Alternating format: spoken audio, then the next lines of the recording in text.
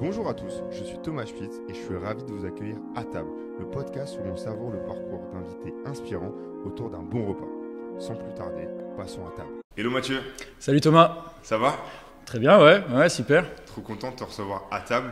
Écoute, endroit magnifique, Qu'est-ce ouais. que tu penses de l'endroit? Incroyable. Pour rappel, Mathieu, tu as été un de nos premiers invités à Argenteuil. Ouais. Où on avait un setup avec des iPhones qui étaient sur des lampadaires. C'est clair qu'on est monté en gamme, ouais. On est monté en gamme. Donc là, aujourd'hui, on tourne au domaine Reine-Margot, plus spécialement dans une chapelle de 1850 qui a été désacralisée en 2017 pour en faire un bar à rhum. Donc aujourd'hui, on a un table un peu spécial puisqu'on va avoir l'occasion de déguster différents rhums qui sont devant toi. Et c'est un bar à rhum avec plus de 400 références qui, du coup, nous ont proposé de venir goûter ça. Et, écoute, moi j'ai hâte d'en savoir plus parce que j'y connais rien, pour être honnête. Parfait. Donc, très curieux. Prêt à déguster tout ça? C'est parti. Allez, let's go. Est-ce que tu peux commencer par te présenter, Mathieu? Yes, bien sûr. Mathieu Végreville, voilà, CTO cofondateur de Greenly. Et Greenly, pour ceux qui ne connaissent pas, c'est une entreprise qui aide d'autres entreprises à mesurer leur empreinte carbone et à réduire leur empreinte carbone. Donc on a une plateforme en fait, qui permet aux entreprises de mettre leurs données, calculer leur empreinte et ensuite de planifier leur trajectoire de décarbonation et un peu tout ce qu'il y a autour de ça.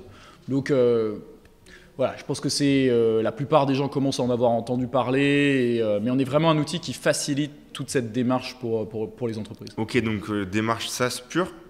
Alors, en fait, c'est un peu comme la comptabilité financière. Une entreprise, souvent, qui se lance dans la démarche, elle a besoin d'aide aussi pour comprendre comment comptabiliser ses émissions. Donc, tu ne fais pas ta comptabilité, c'est rare que tu fasses ta comptabilité tout seul, tu te fais souvent aider. Il y a un peu le même concept sur la compta carbone. Nous, on a un peu nos comptables carbone qui sont les experts climat. Donc c'est une plateforme, mais plus des experts quand même qui aident les entreprises à bien comprendre le sujet. Ouais. Je viens d'ouvrir la SaaSU, donc je vois très bien.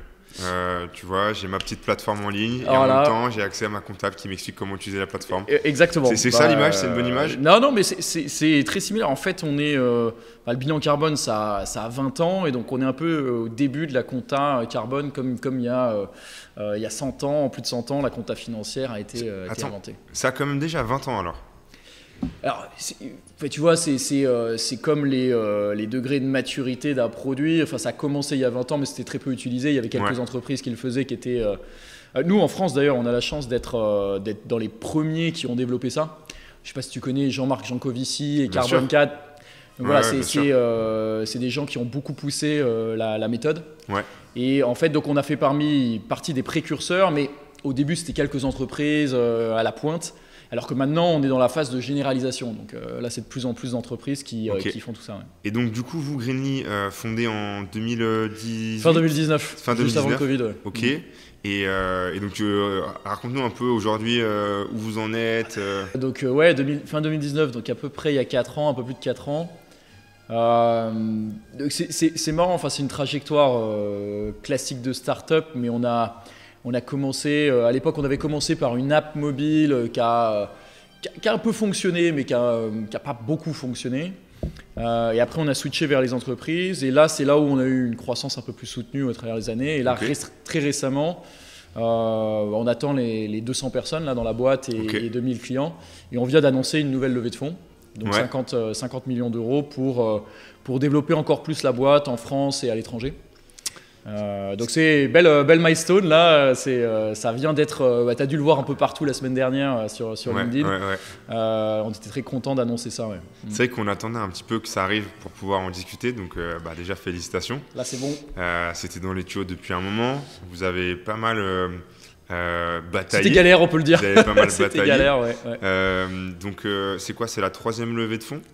Alors c'est la 4e. Ok. On a fait un pré-seed, bon après voilà, ça dépend comment tu les nommes aussi, mais on a fait un pré-seed de 500 000 euros à l'époque avec Friends and Family, et pareil un seed sur des particuliers, des billets. Et après on a eu une série A avec des investisseurs professionnels cette fois, des VC, et ensuite on a eu la série B la semaine dernière. On va en profiter pour définir un peu tous les termes que tu viens de nous citer. C'est vrai qu'on est un peu dans notre microcosme avec nos termes. Mais tu sais, même pour moi, bon, on entend parler, je comprends, mais je pense que ça fera de mal à personne un peu de réexpliquer. Donc, bon, Précide, je peux le faire. Précide, c'est entre guillemets ce qu'on appelle aussi Friends and Family. C'est avant. C'est vraiment sur l'équipe, quoi. En gros, tu as une équipe qui a une idée, ils n'ont pas encore. C'est vraiment pour lancer la machine. Enfin, Précide, on peut le regrouper, on n'est pas obligé de faire une différence, mais en gros, c'est le lancement de la machine. Ouais. Donc là, en fait, on donne des capitaux à une équipe, c'est principalement on juge sur l'équipe. Ouais. Et donc, est-ce que l'équipe a l'air d'être ambitieuse? Est-ce qu'il y a une bonne synergie entre les founders? Ça, on pourra y revenir d'ailleurs.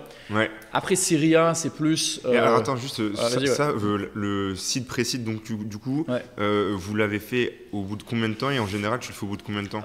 Alors ça dépend beaucoup. Bon, déjà primo ou secondo entrepreneur, et puis ensuite ça dépend. Parfois il y a des gens. Enfin, ça dépend beaucoup. C'est beaucoup des barrières mentales. Okay. C'est ça. Ça dépend beaucoup de ta confiance sur le fait que tu vas pouvoir utiliser cet argent pour quelque chose de pertinent. Donc nous par exemple le Précide on l'a fait très vite. Si on avait créé la boîte au bout de 2-3 mois, on avait trouvé un bon créneau, donc on a décidé d'avancer sur le fait de récupérer un demi-million. Par exemple, en Précide. C'est comment? Parce que ça me paraît quand même assez... Rapide ou lent? Assez rapide. Rapide, ouais. Bah attends, pour 3 mois. Aux US, c'est au bout de 2 semaines. mais tu as raison que c'est c'est vrai que par rapport au marché français, c'est plutôt rapide. Bah, c'est-à-dire que tu as fait les statuts, tu as quoi? Tu as des clients déjà quand tu fais tu lèves un demi-million? Non, parce qu'en fait, comme en plus on a commencé en B2C, c'était pas la même chose que les clients B2B, donc c'était plus des notions de nombre d'utilisateurs. Ouais. Mais on avait à peine lancé l'app mobile. Ok. Et ce qui est quand même marrant, c'est que tu lèves un demi-million sur une app mobile qui finalement va exister très peu et tu réussis, parce que c'est ça qui est marrant, c'est que tu réussis derrière à finir par lever 50 millions là sur un projet qui n'a plus rien à voir. C'est vraiment comme tu dis, c'est vraiment sur l'équipe. C'est vraiment, tu mets un demi-million sur l'équipe, quoi. Et finalement, nous, non mais t'as raison, t'as entièrement raison, c'est marrant quand tu y penses, mais c'est vrai que nous, en fait, on vit l'expérience et on s'en rend même pas compte. Il faut prendre du recul pour se rendre compte qu'on a autant changé. Mais ce qui est marrant, c'est de penser aux gens qui ont investi dans une idée et finalement, c'est complètement différent à la fin. Bon, ils sont pas mécontents parce qu'ils ont fait x30 en valeur, donc je pense que globalement, ils sont plutôt contents. Mais c'est vrai que je pense que la mentalité de ces gens-là qui investissent au tout début d'une aventure, c'est vraiment de se dire, est-ce que ces mecs, tu vois, là nous on dit 3 mecs, bon sinon c'est personne, vont vraiment faire tout ce qu'il faut pour que ça fonctionne. Et justement, l'erreur ce serait de penser que tu investis sur une idée alors que le plus important au début c'est d'être flexible sur l'idée parce qu'elle va changer 15 fois. Mais tu as quand même une vision, c'est-à-dire qu'ils ont quand même investi sur Mathieu et son équipe qui veulent s'attaquer à la green tech.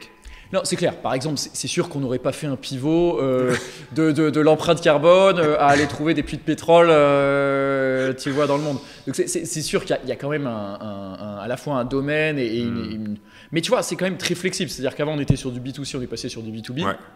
On était sur une app mobile, on est passé sur une plateforme. C'est pas les mêmes clients, c'est pas les mêmes canaux de distribution, donc il n'y a rien à voir. Et tu as peut-être une autre question par rapport à ça. Tes investisseurs qui arrivent au tout début, quel impact ils ont sur les pivots en général versus, je sais pas vous si c'est en général, mais c'est facile de leur dire les gars, le demi-million, finalement, on fait autre chose, ça va être des t-shirts Greenly pour sauver la planète, comment ça se passe? C'est une bonne question et je pense que justement, dans le choix de ces investisseurs, et même eux de leur côté, la difficulté, c'est trouver la bonne balance entre donner des conseils, mais il faut surtout pas être trop directif, il faut que les fondateurs incarnent énormément l'idée.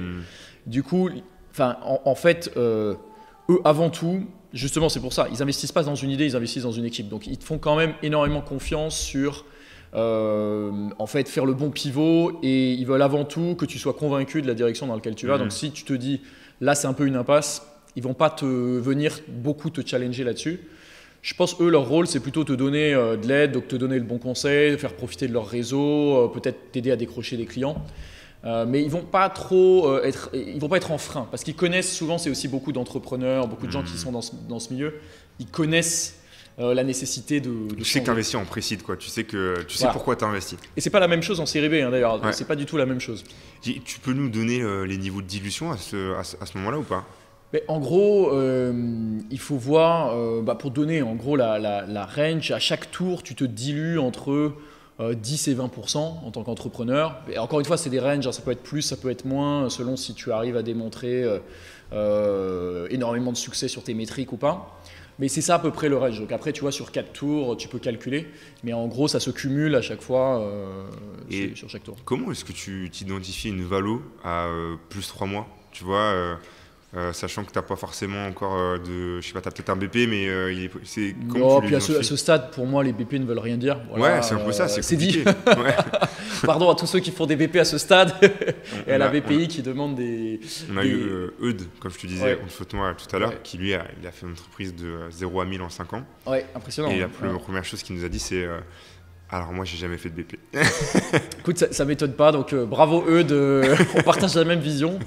Non, à ce stade, ça veut pas dire grand-chose. La raison, c'est que tu as 3 mois, donc comment veux-tu voir à 3 ans ça n'a aucun sens pour moi. Ce qui est intéressant, c'est de faire un BP.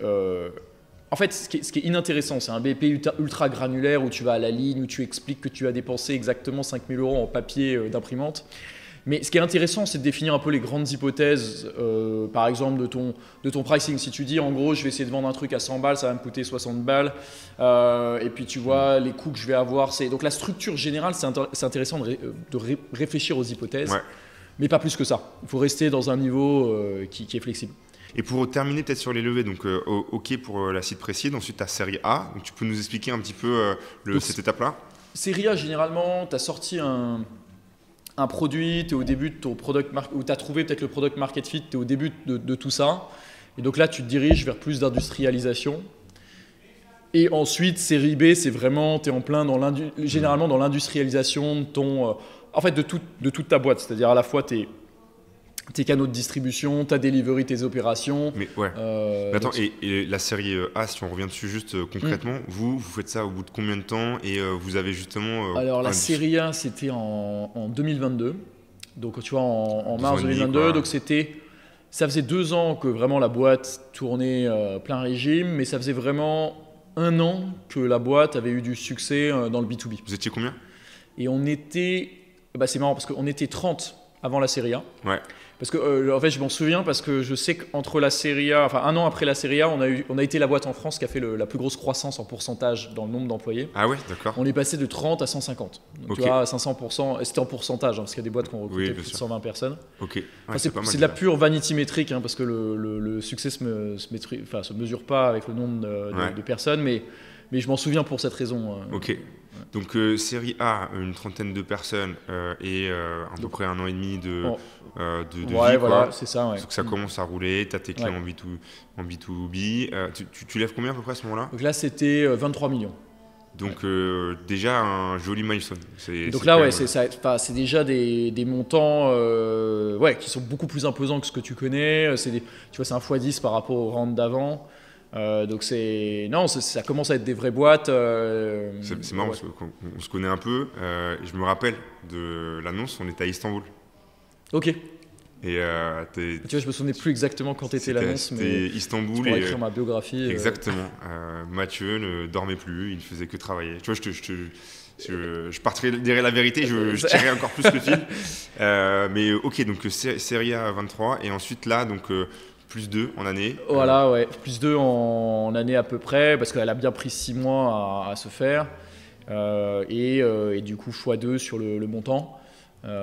Et vraiment, donc, dans le but, nous, on a bien compris ce que cherchaient nos clients, à quel prix ils étaient prêts à l'acheter, comment le délivrer. Mais maintenant, il faut que tu industrialises à tous les niveaux, que tu élimines toutes les frictions. Donc, c'est vraiment l'argent pour industrialiser en fait, tout ça. Et donc là, tu disais c'est 10-20% à chaque fois. Donc là, en gros, c'est ça. Je ne sais pas quel point tu peux disclose, mais en gros, il vous reste 30-40% de la société. Voilà, c'est ça. Enfin, tu vois, je ne saurais même pas te dire le pourcentage exact, mais en gros, tu cumules sur 4 rounds 15-20% de dilution. Ouais. Ok, intéressant. Ouais. On a passé un peu de temps là-dessus, mais c'est intéressant en fait de voir un peu les milestones et de voir un peu les états d'esprit à chaque fois, qu'est-ce que tu achètes, qu'est-ce que tu vends. Et on reviendra peut-être à la dernière levée qui, au vu du contexte où finalement ça a été plus dur de lever, je pense que tu as appris plein de choses et tu as plein de choses à nous raconter. Ouais. Mais peut-être revenons un peu sur Greenly, donc bilan carbone, impact. J'ai envie de te la poser cette question parce que je sais que tu es friand du sujet. À quel point c'est possible de faire de l'impact dans un monde capitaliste, donc de réduire ton bilan carbone, de faire ça, alors qu'en fait ton Matrix finalement c'est d'autant plus en plus toi qui lèves de l'argent, à quel point on peut faire de l'impact dans un monde capitaliste. Non, c'est clair, je pense que... Écoute, je vois que tu es là pour poser les questions difficiles. Tu passes à table, Mathieu. Non, c'est clair. Non, en fait, nous on croit, mais tu as plusieurs courants, hein. Je ne vais pas dire que je représente tout le monde, mais c'est sûr que nous, on croit que même dans un monde où tu dois diminuer les émissions, ça ne veut pas dire que toutes les entreprises vont diminuer leurs revenus ou leur business. En fait, d'ailleurs, il y a un concept intéressant d'émissions évitées. C'est-à-dire que si tu regardes par exemple deux entreprises, c'est une entreprise de vélo et de voiture. L'entreprise de voiture va effectivement probablement devoir diminuer ses ventes, ou en tout cas tu vas vendre des véhicules plus légers, peut-être électriques, etc. Mais par contre l'entreprise de vélo va sans doute devoir augmenter son business pour remplacer les mobilités. Donc en fait au sein si tu regardes tout le milieu français, on doit diminuer nos émissions, enfin même mondialement on doit diminuer nos émissions, mais ça veut dire qu'il y a des entreprises qui vont devoir croître, et notamment la mesure. Enfin les plateformes de mesure et de réduction vont devoir croître. Donc nous ce qu'on regarde plutôt c'est... En fait, on a un indicateur d'impact qui est combien de tonnes de CO2 on arrive à faire réduire à nos clients. Tu l'as un peu cette métrique ? Alors, en fait, elle est dure à mesurer. Et la raison pour laquelle elle est dure à mesurer, c'est que beaucoup de clients sont encore au stade où ils essayent de bien gérer leurs mesures. En fait, il faut voir que mesurer les émissions, c'est pas du tout simple. En fait, c'est l'équivalent de la complexité de la compta financière, dont on sait que tu vois, pour une boîte de 10 000 personnes, tu vas peut-être avoir 50 personnes dans l'équipe finance. Et donc, c'est très compliqué parce que tu dois capturer toutes les données de l'entreprise, tu rajoutes une couche de facteurs d'émission. Donc, en fait, la plupart des boîtes sont encore au stade où elles essayent déjà de mesurer précisément leurs données pour que ce soit très actionnable. Et donc, mesurer la réduction sur quelque chose qui était un peu instable dans le passé, c'est un peu un exercice de wild guessing. Et à quel point c'est scalable d'un client à l'autre, ça, la méthodologie de mesure ? Parce que finalement, eux, ils ont tous des activités différentes. C'est une méthode que tu appliques facilement. Bon, je sais que non, mais tu peux nous raconter un peu les différentes… C'est un exercice qui est compliqué, c'est clair. Donc, c'est pas un exercice trivial où tu réponds à 10 questions et tu as ton empreinte. Tu vois, si on prend, je pense qu'il faut prendre vraiment des exemples concrets pour que tout le monde comprenne de quoi il s'agit, mais si tu prends une boîte industrielle, tu vas devoir capturer leurs données de transport, comment ils transportent leurs marchandises, quelles sont leurs données de consommation dans les usines, quels sont les produits qu'ils achètent, quelles sont les transformations qu'ils appliquent aux produits. Donc c'est vraiment, tu dois onboarder quasiment toute la donnée business de l'entreprise. Et ensuite, tu dois la catégoriser finement pour appliquer le bon facteur d'émission, capturer les données des fournisseurs. Donc, la méthodologie est claire, mais la capture de la donnée et l'application de la donnée. Et en plus, toi, tu bosses dans l'IA et dans la donnée depuis un moment, donc tu sais que la donnée, c'est toujours le bordel parce que tu dois la nettoyer, etc. Donc, en fait, c'est ces problématiques-là qui sont compliquées. Ensuite, à la fin, le calcul, il y a des incertitudes, mais tu peux les capturer. Donc, c'est vraiment la partie donnée qui est compliquée. Dans un projet data, souvent, on dit que 80% c'est du nettoyage, de la préparation. C'est clair. Et ça, du coup, vous accompagnez vos clients à le faire aussi. Parce que j'imagine que demain, je ne vais même pas donner de nom, mais une grande entreprise qui n'est pas forcément en plus digitale, elle ne va pas avoir forcément la donnée clean. Toi, est-ce que c'est quoi ton rôle là-dedans Ça, c'est quelque chose qu'on est en train de raffiner un petit peu. En gros, il y a deux possibilités selon si nos clients ont les capacités de le faire en interne ou pas.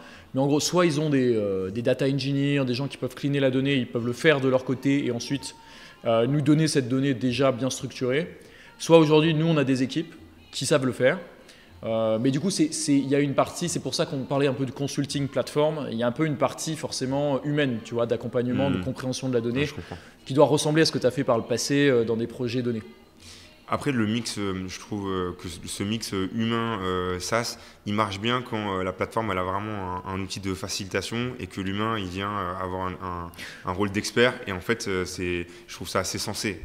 Tu essaies de faire que l'humain qui utilise la plateforme est vraiment la plus haute valeur ajoutée. Et donc fasse les tâches qui soient vraiment du conseil, de l'expertise, etc. Donc c'est vraiment ce qu'on s'attache à faire. Mais bon, c'est vrai qu'il y a, comme on touche à de la donnée, il y a énormément de cas différents. Et nous, on aime bien dire qu'on est un ERP du carbone, tu vois, pour se comparer à un Odoo, un SAP, etc. Parce qu'il y a tellement de cas différents selon les entreprises, selon la manière dont elles stockent la donnée. C'est assez compliqué de savoir gérer tous ces cas d'une manière simple et unifiée. Et est-ce que, donc là il y a la partie de data préparation, c'est compliqué, il y a un autre sujet qui est la méthodologie de mesure. Tu as une solution un peu marché ou tu as plein de solutions un peu qui s'affrontent, qui se complètent? Disons que dans les grands concepts, c'est quand même les mêmes. C'est les mêmes méthodologies. C'est-à-dire les grandes méthodologies, il y a le GHG protocole. En France, on a le bilan carbone et le bilan GES réglementaire. Donc mais disons que dans leurs grands concepts, c'est la même chose. Okay. Il y a quelques petites différences qui font quand même une différence sur le reporting in fine. Mais dans la méthodologie, quand même, c'est très similaire. Donc non, je dirais pas qu'il y a deux grandes tendances qui font des résultats vraiment opposés. Mais tu as des petites différences, tu vois, c'est un peu comme sur la comptabilité, les grands concepts sont les mêmes dans la plupart des systèmes comptables, mais il y a des différences, tu vois, dans les implémentations. C'est plutôt unifié. Et d'un pays à l'autre, ça va être unifié ou là tu vas avoir potentiellement des méthodologies différentes? Non, c'est plutôt unifié. Tu as une méthodologie qui a pas mal remporté l'adhésion de tous les pays, qui s'appelle le GHG Protocol. Tu saurais l'expliquer en mots simples? Ouais, c'est très simple. En fait, déjà la méthode pour comptabiliser les émissions, c'est simplement tu prends. Par exemple, je pense qu'il faut prendre un exemple, les litres d'essence. Bon, voilà, tu es une entreprise, tu as des véhicules, tu as des litres d'essence. Et en fait, on sait en moyenne que quand tu consommes un litre d'essence, ça émet tant de tonnes de CO2. Okay. Et en fait, ça, c'est ce qu'on appelle un facteur d'émission. C'est le nombre de tonnes de CO2 par litre d'essence. Et en fait, ce que tu fais, c'est que tu calcules le nombre de litres. Enfin, non, tu ne le calcules pas, ça, tu le récupères de l'entreprise, son nombre de litres d'essence. Et ensuite, tu lui appliques ce facteur d'émission. C'est comme ça que tu as les émissions. Mais après, il faut s'imaginer faire ça sur l'ensemble des données de l'entreprise avec des facteurs qui varient par pays, par type d'essence, par type de produit. Et ensuite, tu classifies ces émissions dans différents, ce qu'on appelle les scopes. Voilà, pour payer dans la prochaine soirée. Les scopes, en gros, tu as le scope 1, c'est typiquement justement ces litres d'essence. Si tu as les véhicules, ça va être ça. Scope 2, c'est avec l'électricité. Moi, je peux briller 3, parce que je connais le scope 3. Puisque, enfin, je connais une entreprise qui a pris ce nom-là. Au début, je ne comprenais pas. Et donc, si je comprends bien, c'est les activités un peu plus liées au digital, un peu. En fait, c'est l'ensemble de la chaîne de valeur de l'entreprise qui n'est pas dans les deux premiers scopes. Donc, tu vois, tu vas avoir. Je ne vais pas briller du tout. tout ce que. Non, mais le digital en fait partie. Tu as raison, mais c'était qu'une sous-partie du scope 3. Par exemple, effectivement, tout le cloud que tu consommes, donc tu vois, si tu achètes des instances AWS, ça va être dans ton scope 3. Ouais. Ok, d'accord. Et vous prenez une mesure, j'ai envie de dire, holistique, tu calcules le scope 1, 2, 3? On calcule tout, ouais. Ok. Mais par exemple, certaines réglementations sont que sur le scope 1 et 2. Ah bah, j'allais te poser la question. Et en fait, elles tendent à s'élargir plutôt, parce que si tu regardes que ton scope 1 et 2, tu captures qu'une partie de ta responsabilité, de ton risque. Ok. Parce que souvent 90% des émissions sont dans le scope 3, sont dans tes fournisseurs, etc. Ok. La prochaine question, tu l'as un peu soufflé, mais c'est quoi pour toi l'impact du régulateur dans l'impact, voire même son rôle? Parce que j'ai l'impression que c'est quand même intimement lié finalement. En fait, c'est clair qu'il est massif. Donc, si tu as une obligation réglementaire de faire ton bilan carbone, c'est sûr que les entreprises doivent s'y plier. Donc c'est un moteur massif du marché. Mais ce qui est marrant, c'est que nous, on a quand même deux grandes familles de clients et on juge ni l'un ni l'autre, mais c'est simplement deux raisons différentes de venir le faire. C'est vrai qu'on a des entreprises qui sont au stade justement de la partie réglementaire compliance et qui vont chercher à arriver à atteindre cette conformité, mais en faisant finalement de la manière la plus facile possible. Ouais. Et à l'inverse, on a des entreprises extrêmement motivées qui veulent, tu vois, être top of the class, quoi, être premiers de leur industrie sur ce domaine. Donc montrer qu'ils sont bien meilleurs. Donc ils vont bien au-delà de la réglementation, c'est ce que je voulais te dire. Donc en fait, ils en ont besoin, tu vois, tu as besoin, tu dois te conformer à la loi et voilà. Parce qu'aujourd'hui, tu es déjà dans une obligation pour certaines entreprises de faire ta mesure carbone. C'est ça. Okay. Donc en fait, en France, tu as déjà une obligation pour des entreprises de certaines tailles, sur une certaine fréquence. Bientôt, elle arrive en Europe avec la CSRD, dont tu as peut-être entendu parler, qui va être un ensemble de reporting ESG, extra-financier. En deux mots, c'est quoi En fait, c'est plus large que le carbone. En fait, tu vas devoir faire à la fois ce qu'on appelle la double matérialité. Alors là, en société encore. Voilà, encore une fois, un autre terme intéressant. En fait, c'est le fait de devoir mesurer quels sont les risques qui sont importants pour l'entreprise. C'est-à-dire, si tu es une entreprise, par exemple, qui a des usines près de la mer, bah, tu es soumis à un certain nombre de risques. Si jamais l'eau monte, les eaux montent, etc. Et donc en fait, tu dois en fait, justement faire cet exercice de mesurer tes risques et aussi quel est ton impact toi-même sur l'environnement. Et à partir de là, tu dois reporter un certain nombre d'indicateurs. Donc si par exemple tu es une entreprise qui fait de la chimie, tu vas devoir reporter sur un certain nombre d'indicateurs de pollution. Ok, d'accord.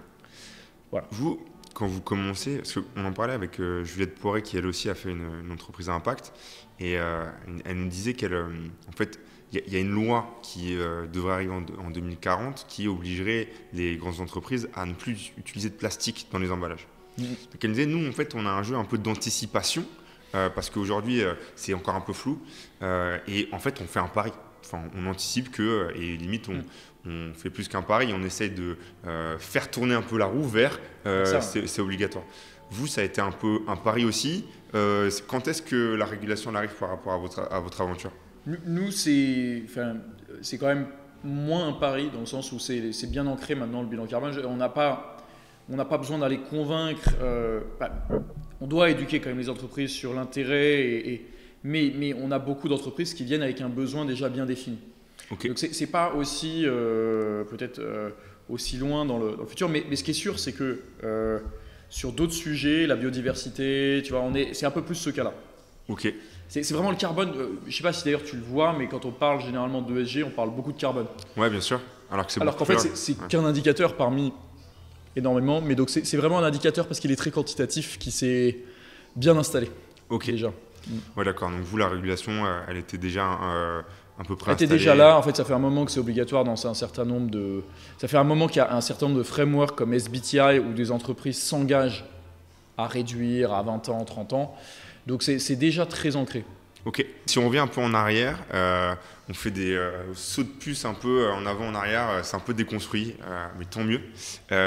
Donc vous commencez à 3, c'est ça? 3 associés.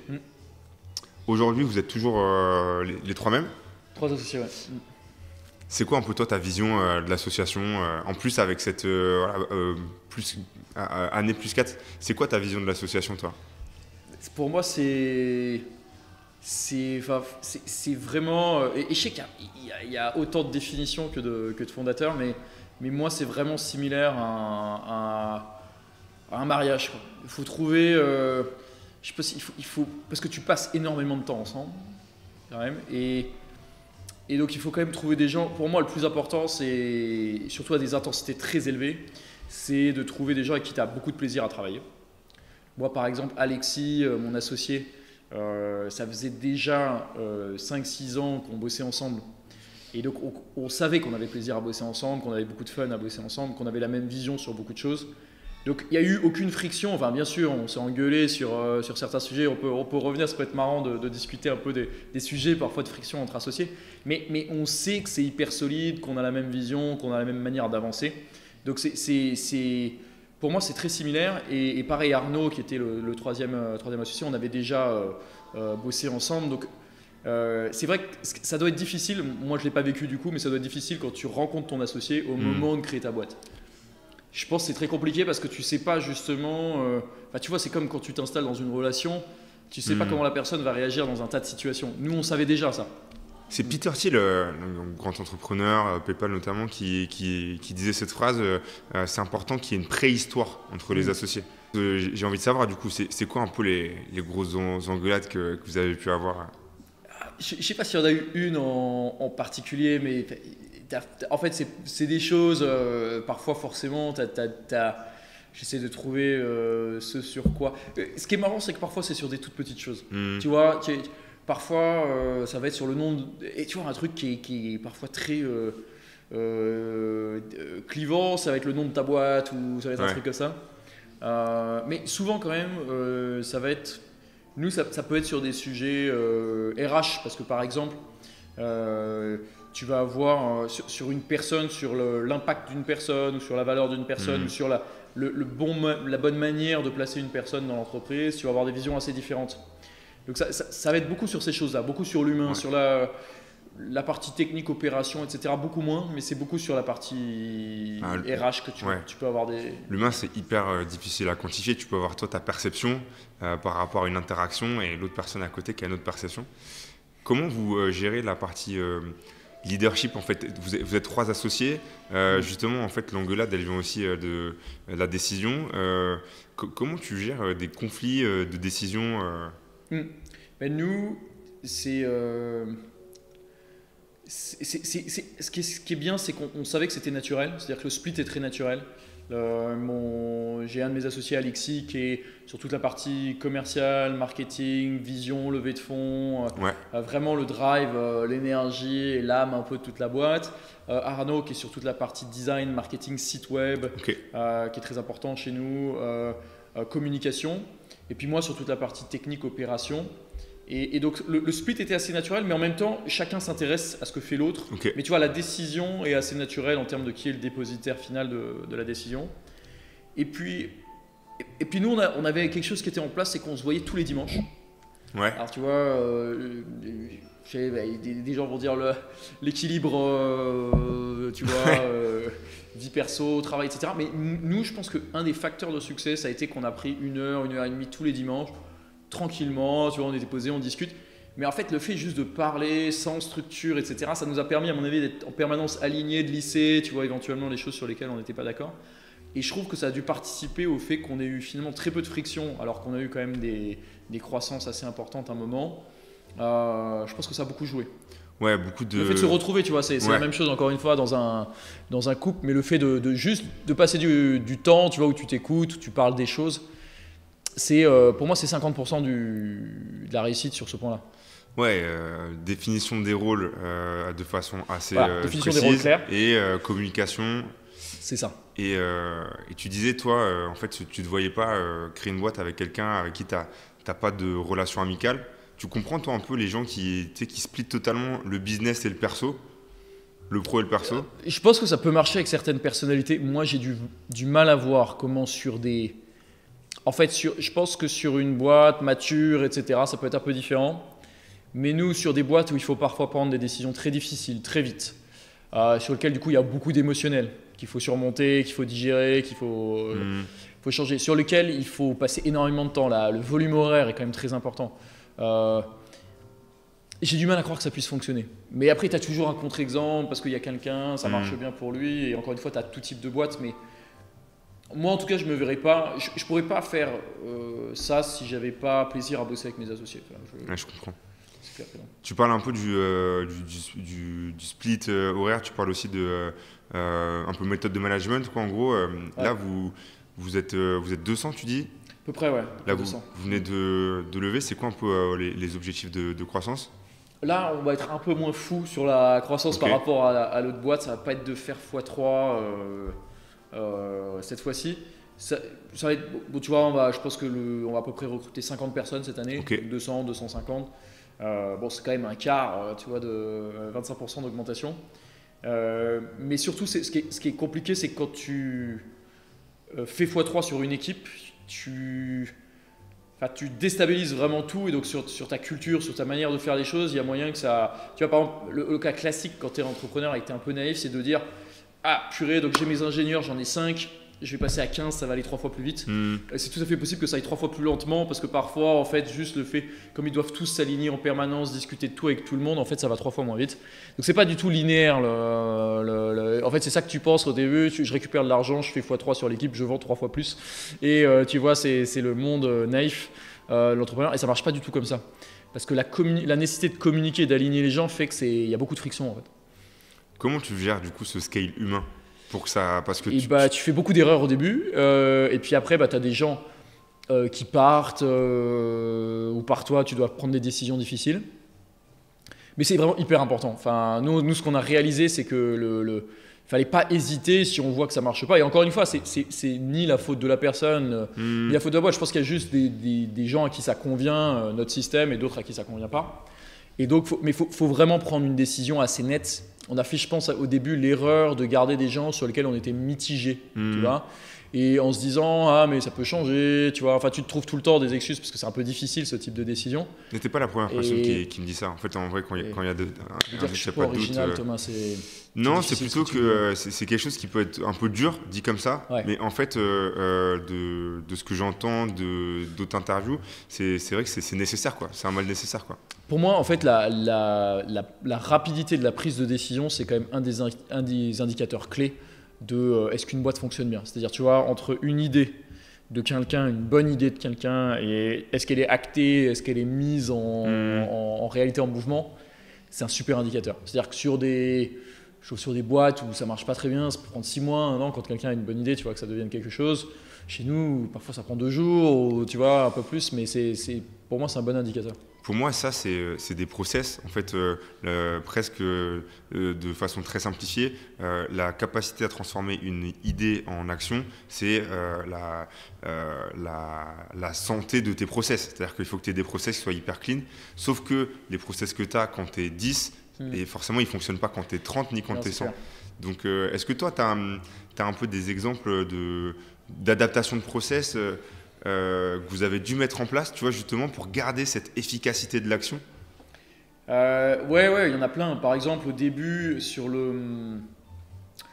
tu vois, par exemple, au début, sur le produit, quand on était 20, tout le monde savait en permanence ce qui était fait sur le produit, comment l'utiliser, etc. Puis après, quand tu es 180, en fait, tu t'aperçois que ce que tu fais sur le produit et que tu expliques même, tu l'as balancé dans un canal Slack, etc. En fait, tu as 30% de la boîte qui n'est pas du tout au courant, etc. Donc tu commences à avoir vraiment des pans de la boîte qui ne voient pas du tout ce que tu fais. Et donc tous les process, un des trucs qui doit évoluer le plus, c'est les process de com. Donc tu vois comment tu communiques la chose, comment tu le mets aux bons endroits pour que les gens le découvrent. Et ça c'est assez compliqué.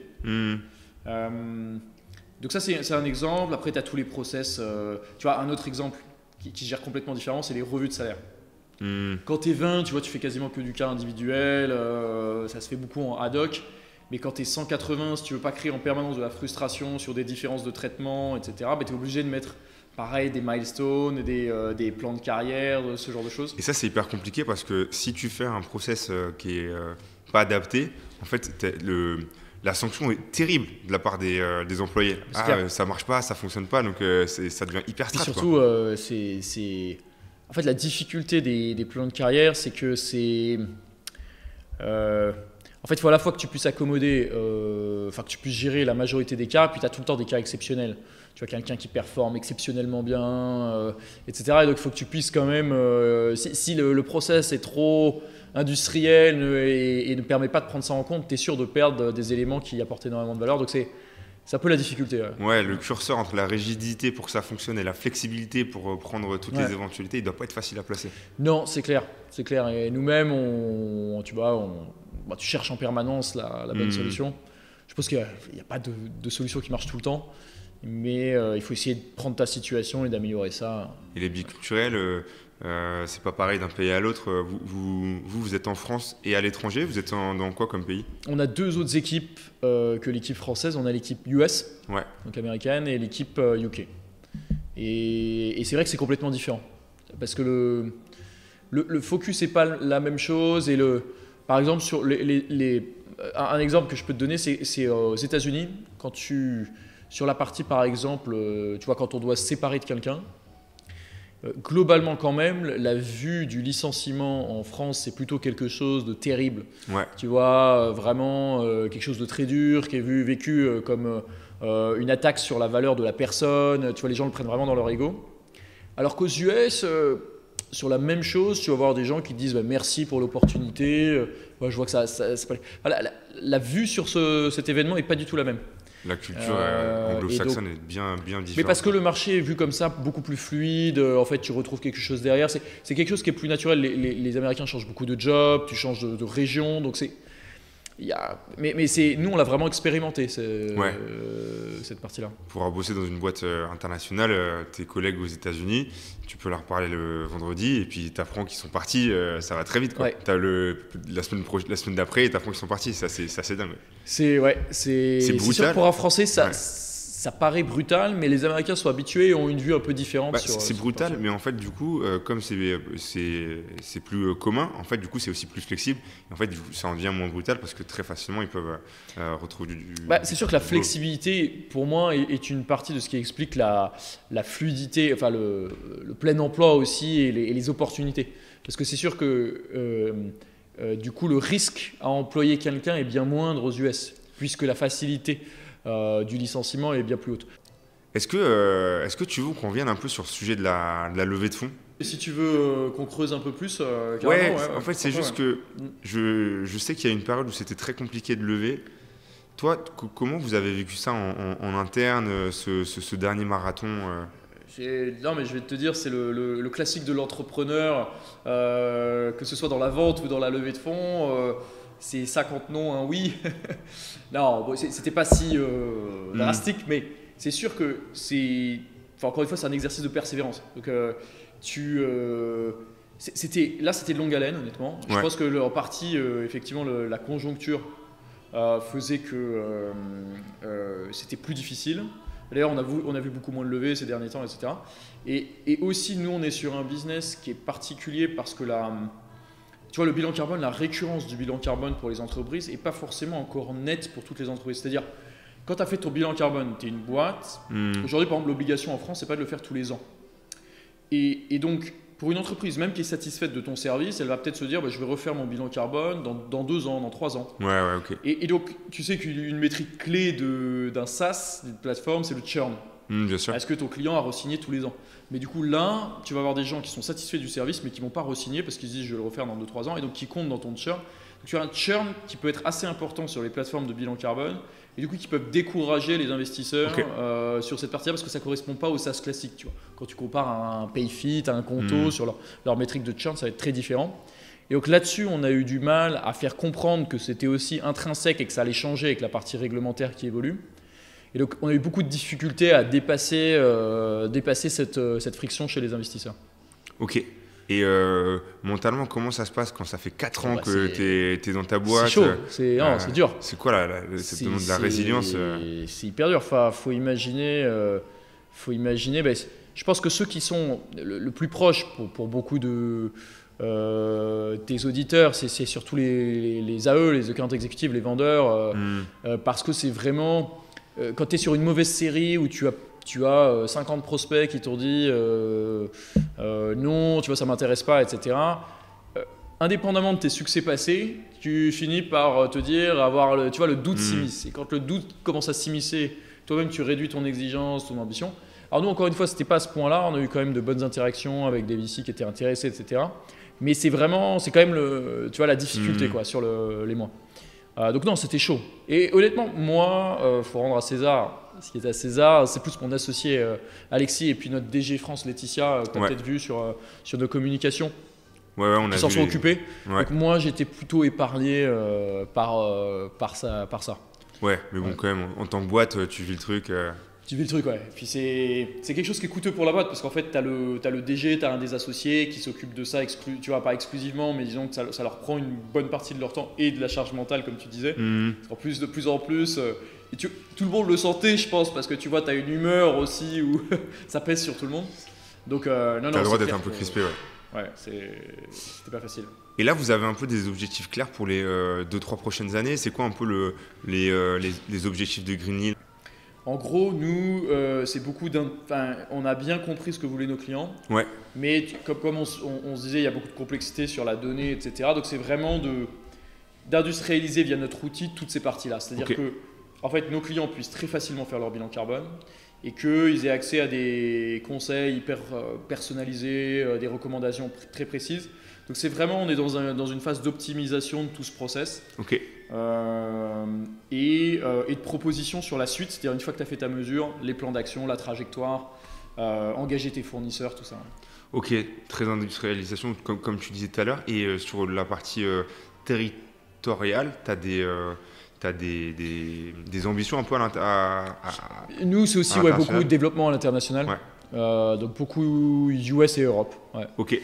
Europe avec la CSRD, ça se développe un peu partout. Et US qui est aussi un de nos gros marchés. que moi, comme je t'ai dit, j'adore. Et donc non, on va continuer à investir à fond là-dessus. Ouais. Vous êtes combien là aux US? On est à peu près une dizaine. Ok. Et je pense qu'on va grossir l'équipe. Il y a des évolutions réglementaires justement aussi aux US. Et puis il y a de très belles boîtes. Le tissu de PME est incroyable.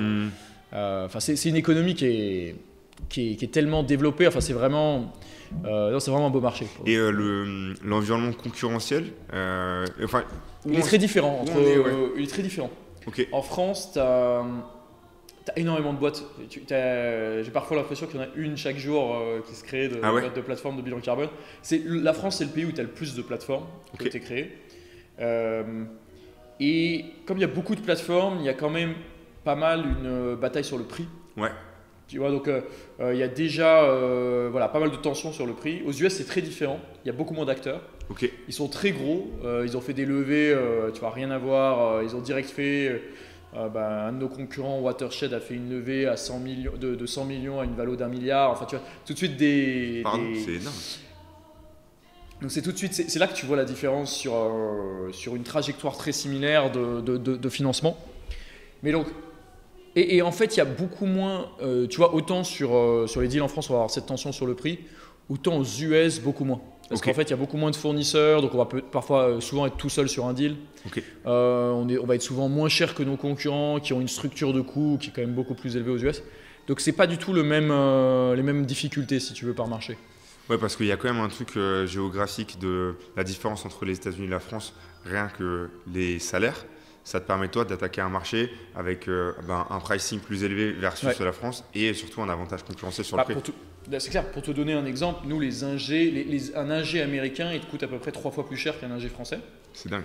Et donc, par exemple, nos concurrents et tu vois, et comme je te disais, nous le service, il faut quand même qu'il soit délivré par des ingés justement pour les clients. Donc c'est quand même assez intense en temps homme encore, même si on automatise de plus en plus de choses.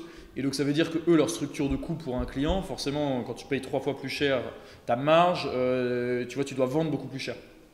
Donc c'est clair que c'est un avantage. Nous, en France, on a des ingénieurs qui sont très bons. Le rapport qualité-prix des ingénieurs est très bon. Mais en même temps, tu n'as pas tant d'entreprises qui sont basées en France et qui explosent le marché américain. C'est que tu as quand même une barrière à l'entrée qui doit exister aussi. Moi, je suis parti 6 mois là-bas. C'est qu'en fait, tu as le décalage horaire qui joue un petit peu et la langue. Mais logique, ouais. J'irais, en gros, si tu regardes les stades, tu es une boîte qui commence en France. La première chose, c'est que généralement, tu vas faire tout ton marketing, tout ton produit en français. Donc, déjà, tu as un premier frein qui va être, il va falloir que tu traduises tout ton matériel de vente, tout ton site, ta plateforme. Une fois que tu as fait ça, donc ça c'est la première étape qui généralement, c'est peut-être la petite boîte qui commence d'aller sur le marché. Une fois que tu as fait ça, à la fois tu as le décalage, donc tu vois quand même avec la Californie, par exemple tu as 9 heures de décalage. Ça veut dire que si tu as des vendeurs de ton côté qui doivent parler à des clients aux États-Unis et que tu n'as pas une équipe américaine, il va falloir qu'ils le fassent à 17-18 heures, tu vois, donc tu n'as que 2 heures. Donc tu as ça. Et il va falloir que tu adaptes un peu tout ton wording, toute ta manière d'approcher. Mais moi, je trouve qu'il devrait y avoir plus de boîtes qui le font. En vrai, c'est pas si dur que ça. Tu as quelques petits freins qu'on vient de discuter. Mais... Oui, parce que c'est des freins qui sont opérationnels, qui sont pas. Oui, parce qu'en fait, tu peux décaler, tu peux proposer à des gens de faire des shifted hours, par exemple, tu vois, de bosser un peu plus tard, quitte à avoir un bonus. Tu peux recruter des équipes sur place. Mais il n'y a pas tellement de freins à y aller. Sauf si tu es dans une industrie où il y a du réglementaire et où, tu vois, où ça change complètement. Oui, vu comme ça, le calcul coût-avantage, il est quand même intéressant. Si Surtout que généralement, le même service, tu peux le vendre. Enfin, nous, tu vois, pour te donner un exemple, pour le même service qu'on fournit à un client français ou américain, généralement, le client américain va payer 2-3 fois plus cher que le client français. Donc c'est très intéressant en termes de marge. C'est une grosse partie de la strat, ça, d'étendre sur le marché américain, du coup. Alors c'est une bonne partie de ce qu'on veut faire. Vu comme ça, j'ai envie de te dire, mais tu sais, le mec qui est bêtement, mais allons aux États-Unis en fait. Après, en fait, t'es quand même tributaire du niveau de besoin des boîtes aux US, c'est-à-dire. Ouais. Par contre, le marché est beaucoup plus gros, mais par contre, le marché en pourcentage, c'est peut-être notre marché il y a 3-4 ans, tu vois, en termes d'intérêt des entreprises à faire leur bilan. Mais comme le marché est très gros, tu t'y retrouves au global. Mais donc, tu peux pas non plus, aller plus vite que le marché. C'est-à-dire si les entreprises ne sont pas intéressées pour faire leur bilan carbone, tu vois, tu as beau aller proposer des… C'est ce que tu disais la dernière fois, si je ne dis pas de bêtises, c'est que le marché français était quand même un petit peu en avance sur la prise de conscience écologique versus les États-Unis. Ouais. À 100%, parce qu'en fait, nous…